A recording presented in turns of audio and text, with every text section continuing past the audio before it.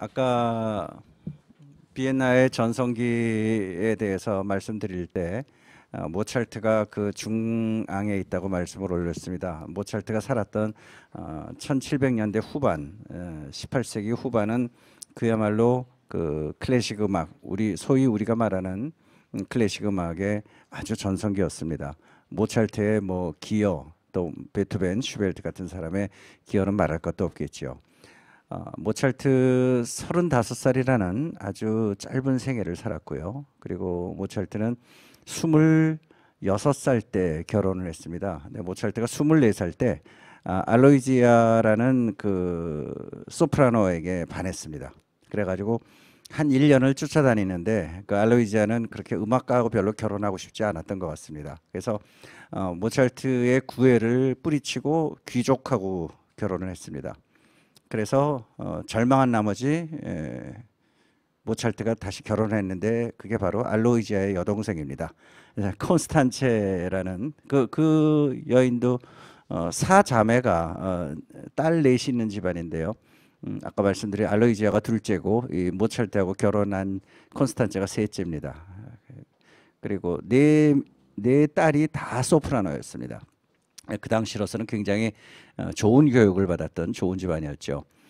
이 네 자매, 그러니까 모차르트를 사위로 맞은 사람, 그 사람의 배다른 남동생이 오늘 들으실 베버의 아버지입니다. 그러니까 그러니까 베버하고 모차르트의 와이프하고는 그 사촌이 되는 거죠. 요새 사촌 오촌 정신이 없습니다만은 그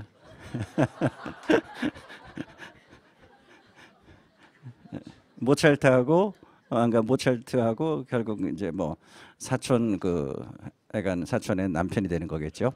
약간 이 베버는 그래서 베버의 아버지는 뭐 물론 베버는 모차르트하고 그 모차르트의 아버지와 아니죠. 그 모차르트 와이프의 아버지와 베버의 아버지는 굉장히 나이 차이가 많이 났던 것 같습니다. 왜냐하면 베버가 장남인데도 1786년생이니까 모차르트보다 30년 늦게 태어났습니다. 근데 그 아버지는 이제 베버를 갖다가 아주 좋은 피아니스트, 천재적인 모차르트와 같은 음악가로 만들려고 노력을 했습니다만은 베버는 신체적인 조건이 그렇게 안 좋았습니다. 태어날 때부터 좌골이 안 좋아가지고 4살 때까지 걷지를 못했다 그러고요. 그리고 40년 살 동안 항상 보행에 불편함을 가지고 있었고요. 그리고 별로 운도 없었던 것 같습니다. 작곡하고 나서 그 악보 출판을 위해서 놔둔 그런 초산 무슨 초산인데요.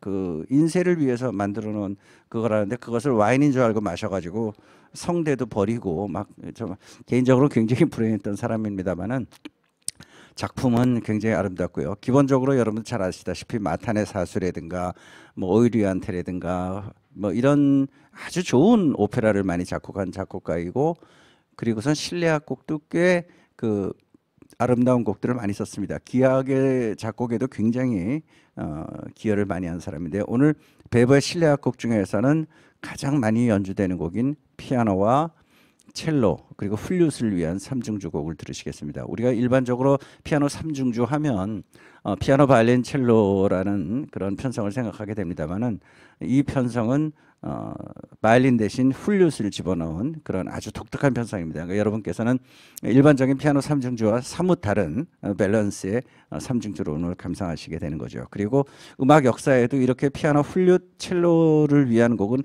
그렇게 많지는 않습니다. 그러니까 이 세 악기의 조합을 작곡한 작곡가는 그렇게 많지 않으니까 이 베버의 작품은 상당히 귀중한 작품이라고 할 수가 있겠습니다.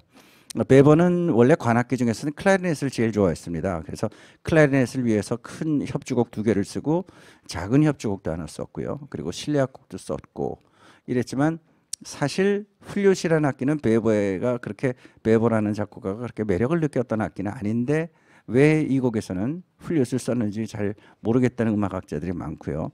클라리넷하고 첼로하고 했으면 좋았을 테라고 생각하는 사람도 많습니다. 그렇지만 이 곡 들어보시면 플룻에 대한 이해나 플룻에 대한 어떤 상식도 굉장히 많이 갖고 있구나 하는 것을 우리가 느낄 수 있는 그런 곡입니다.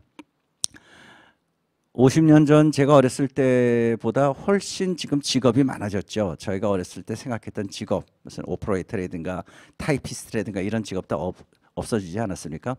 그런 식으로 세월이 바뀌면 직업군도 굉장히 많이 바뀌기 마련인데요. 그렇지만 자동차도 없고 굉장히 한가로운 17, 18세기 아주 옛날부터 17, 18세기 정도까지는 그 양치는 소년이 굉장히 그 좋은 직업 중에 하나였던 것 같습니다. 그래서 셰퍼드라는 단어가 나왔겠죠. 그래서 오늘은 그 바위 위의 목동이라는 슈베르트의 곡들을 마지막으로 들으실 거고요. 또 이 곡은 사막장이 셰퍼드스 라멘트입니다. 그러니까 뭐 양치기 소년의 슬픔 뭐 이런 거겠죠. 그래서 사막장이 상당히 슬픈 것을 연상하게 하는 그런 제목이 붙어 있지만 사실 사막장은 장조입니다. 장조고 장조인데 아주 약간 슬픈 기분을 내는, 그렇지만 전체적으로는 이 곡 전체는 항상 밝습니다. 그래서 이 곡 전체가 단조곡임에도 불구하고 사람들은 이 곡을 갖다가 써니 트리오라 그럽니다. 아주 밝고 그런 곡이기 때문에. 그래서 단조로 쓰여져 있는 G 마이너로 쓰여져 있지만 아주 밝은 곡이고요. 또 사막장은 슬픈 곡인데 거꾸로 장조고, 이런 아주 재밌는 조도 가지고 있는 곡입니다. 한번 들어보시죠. 피아노와 플룻과 첼로를 위한 삼중주곡, 아주 독특한 밸런스입니다.